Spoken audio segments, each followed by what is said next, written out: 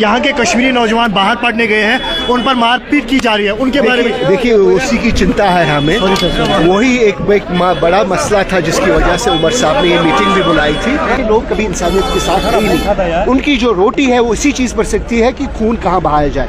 हमें उन लोगों को बाइकआउट करना चाहिए। और मैं अपने भाइयों से अपील करूँगा कि इस वक्त गुस्सा है, थोड़ा सा डस्ट सेटल होने दीजिए। मैं ये भी कहूँगा कि अगर आप अपने घरों में आना चाहते हैं, कुछ देर के लिए वापस आइए। Better sense will prevail. You can go back and inshallah enjoy the way you is. But this has happened. We have to. But Kashmiri देख रहा है कि कैसा ये जो तबाही हो गई है। मैं आपको ये कहता हूँ, कश्मीरी इस वक्त पूरे हिंदुस्तान से माफ़ी मांगना चाहता है। हम सब माफ़ी मांगते हैं कि हमसे चूक रही कि हम इन लोगों को बचा नहीं पाए। लेकिन जो इसमें कुछ अंसर हैं, हमेशा इससे कुछ अंसर होते हैं जो कि नेगेटिव बात करते हैं, वो जो चाहते हैं कि इस पर उनकी पगार निकले।